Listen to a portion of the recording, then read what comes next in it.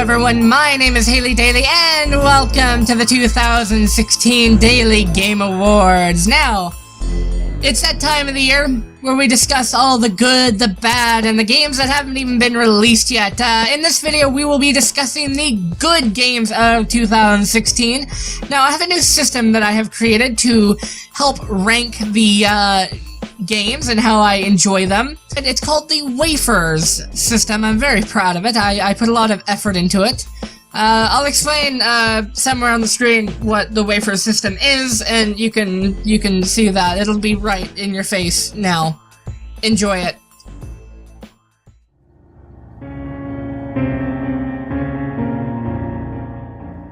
Coming in at number 10, we have Dead by Daylight. It's a 1v4 multiplayer game where you are either the killer or the victim, and you either have to kill everyone or try to escape from the killer. It's a good game, heavily inspired by Friday the 13th.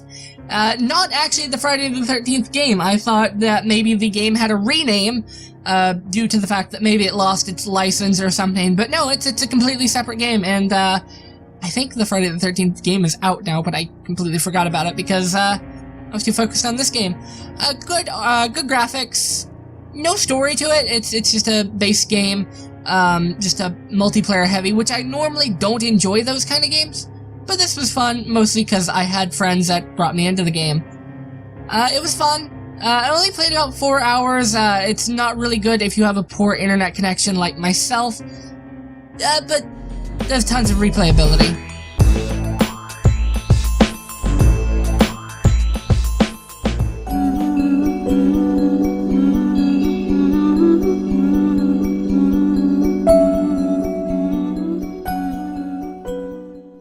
Next up, we have number 9, which is Layers of Fear. It's a good game. Very difficult at times, puzzling, confusing, very clever mechanics of having to turn around to, basically not everything is as it seems. Once you turn around, a door isn't there, or a door is there now, and, it was confusing, very clever. I liked the story somewhat. I played it way longer than the game actually lasts. I played about 6 hours, but that was due to me getting lost and not knowing what to do. Good graphics. I enjoyed the intro bit, walking into the house. I did a series on it on my last channel, and I quite enjoyed the game. Of course, I only am talking about the main game, not the Inheritance DLC, as DLCs are disqualified from being in this series. I may do a DLC series. Maybe right after this. I don't know. I haven't thought of it yet. I'll have to rate DLC, but I mean, I think I only played like 2, so yeah.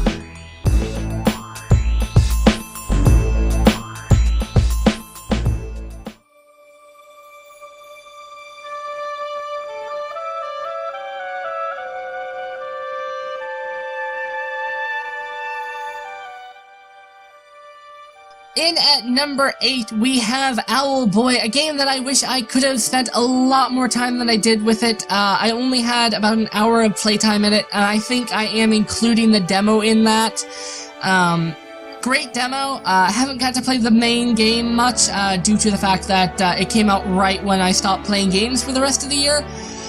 I wish it came out sooner, because the graphics are amazing, the animation is absolutely beautiful. The music and everything, oh, it's amazing. The characters, the design, it's an overall great game. I wish I could have given it a higher score, but I didn't. It could have been better, but it wasn't. I wish I could have rated it higher, because it would have been a much higher game.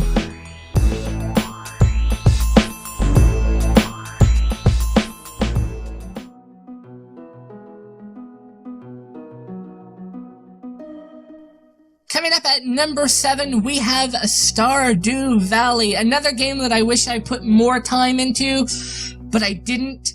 I wish I would have just played more of the actual game. I spent most of my time playing the game, just farming and harvesting crops. I know there's outside of my house, but I never left. I just kept farming and mining and taking down all the trees to try and clean the place up, because it was a very messy place.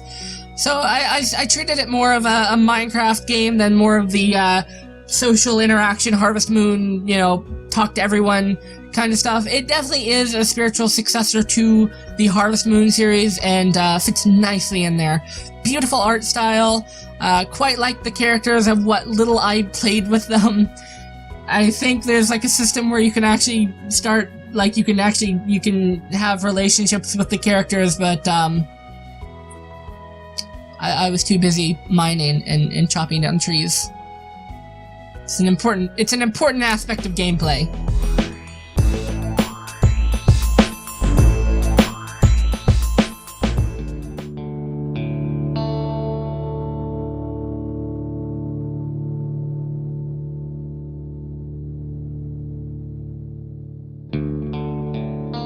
Up next, we have number 6, which is Firewatch, a very, very beautiful game where you play as a person who just needs a quick job, a quick getaway from life, and you work as a firewatcher, or firewatcher, we'll go with that. Very beautiful art style, reminiscent of the Team Fortress art style. So beautiful. I love the color scheme that they chose for that game. It was a very short game. I wish it had a little bit more longer playtime to it. The story, the audio, the writing, very good characters. I love Delilah. Delilah was my favorite, and the interaction between Delilah and, I can't remember, insert main character name here, who was okay, but not good enough for me to actually remember his name, but Delilah was a wonderful character, and Cissy Jones did an amazing job as the voice actor. I was disappointed with the ending, though. I don't want to spoil the ending, but it was kind of a letdown. I expected more. I wanted more, and to be fair, I think that's what made the ending memorable. Is I wanted more, but I know I'm never going to get any more. And I think that's actually best, that it was the ending that they gave us.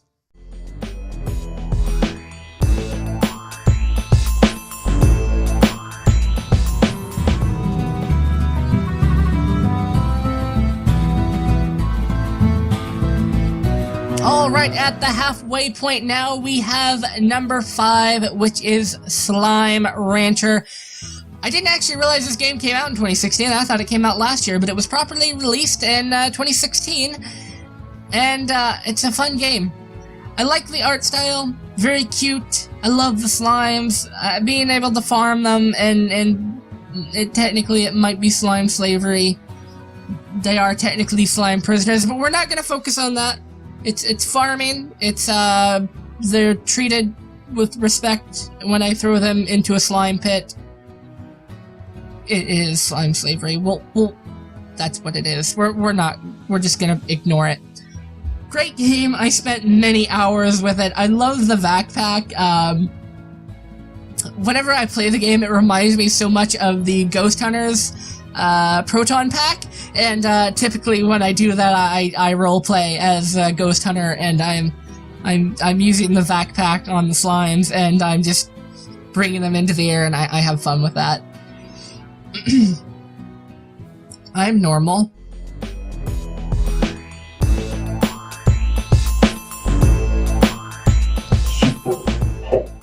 Super hot. In at number 4, we have another game that I wish I got to spend more time on, that I didn't play much of, but I played a lot of the demo. I played the demo multiple times. That is Superhot. Superhot. I need to force myself not to keep saying Superhot over and over and over again, because I would do that. Incredible art style, very minimalist, which is what it needs. You can definitely tell the enemy apart from the scenery. I mean, the enemies are a dead giveaway. They're bright red. Well, not bright red, but they're a brighter reddish red, like my shirt red. I love that I'm actually wearing a green shirt right now. Superhot doesn't really need more talking. It was, go play it. It's good. Slow-mo. Awesome, action, cool.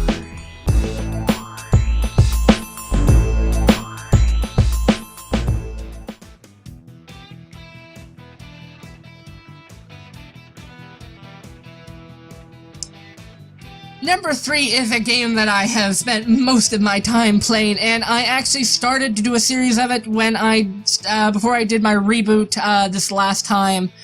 American Truck Simulator, the lovely sequel to Euro Truck Simulator 2 and Euro Truck Simulator, where I actually get to drive a truck in America, which is my dream come true after spending almost all of my life playing Euro Truck Simulator. I get to drive on the proper side of the road, and I put a lot of time in here. The game isn't actually properly released yet. No, the game is, but the DLC isn't. They're offering free upgrades and all that. They are doing a map rescale, and I don't know much about that. I should have done research on that, because I forgot. I just said American Truck Simulator, it goes on the list, it stays on the list. I have a mod that unlocks the rest of the map for me. Say what you will about that. It doesn't add, it only adds like one location per state. But I'm disappointed. If I buy a game that says American Truck Simulator, it should at least be America, not just California. So I had to have that mod, and it's a great mod. It's a great mod. It's exactly Euro Truck Simulator, but in America. That's the only difference. Everything, like literally everything is exactly the same, but just in America. Truck sounds, everything is the same. And they're amazing.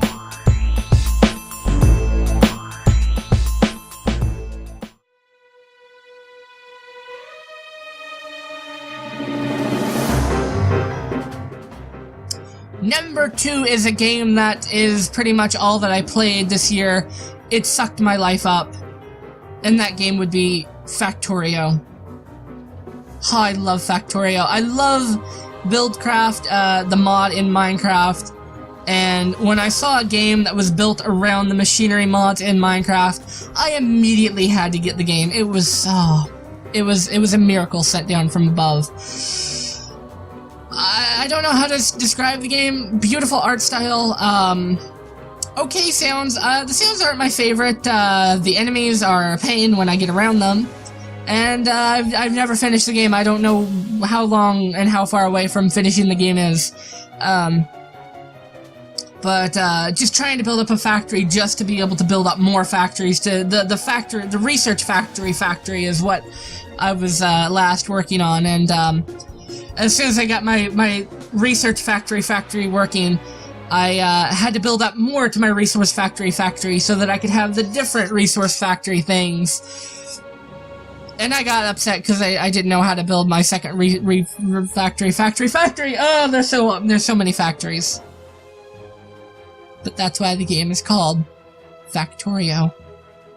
My mind is now blown.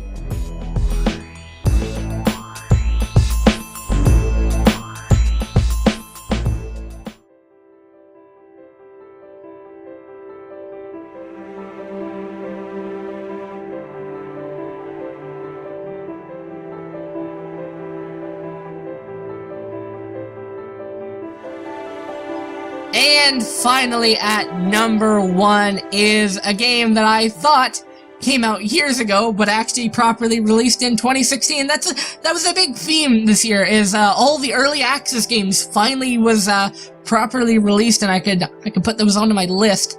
And it's a game I love, so dear to my heart. It's made by an amazing team.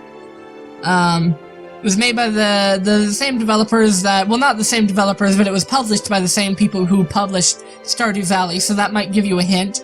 It inspired my logo that was created by the wonderful Only Level 1. He refined it and finished it after I did the base work for it. Special thanks to him. Here's a link to his channel somewhere on screen. And it's a great game. It's inspired by Terraria, and that genre is Starbound. It's a procedural, open world, 2D, space amazing. Oh, I love it. I want to go play Starbound now. It's an amazing game. I love it. I love it. It got an update, the last update when it was properly released. I didn't care for it as much due to the fact that it has a story element to it now. It has more of a timeline. You have to do this, do that, quests, which I initially didn't think that Starbound needed. but they're warm. They warmed up to me. They're good. I like them now. I'm upset that the mods that I enjoyed working with don't work anymore. I think the modding community pretty much died off after so many updates came out. I think it was Upbeat Giraffe when the modding community pretty much died off because all the mods were incompatible and couldn't work anymore, which was sad. There was a TARDIS mod and it was cool. I can't use it anymore because it's outdated. Maybe somebody will come along and up it, and it'll be amazing. If anybody could make just a new proper Doctor Who mod for Starbound, I love you. Please do that. Please do that soon. I need it in my life again. But yeah, Starbound, great game. I love the art style. If I didn't love it, I wouldn't have based my logo off of their art style. It's so good. It's so fun. I've spent, actually, as a matter of fact, I estimated I played about 36 hours into the game since early access. It's so good. I love the game. I watched some friends that are Let's Players. They don't do Let's Plays anymore, sadly. They left YouTube. One day I'll do a series on it. Not right now. I gotta work on that. But if you do want to watch a series, click the mystery button that just popped up here on the screen. It's a good one. You'll enjoy it. It's an old one, but it's a good one, and it ends abruptly with no end to it. You're welcome. You can have a cliffhanger for that. But yeah, that's my 2016 wrapped up in video games, on the good ones at least. We'll come back to the really, really awful ones next time. But for now, thank you for watching, and I'll speak with you again soon. Love me. Bye. Oh, and don't forget to click the like button and subscribe and do all that other fun stuff you get to do at the end of the video.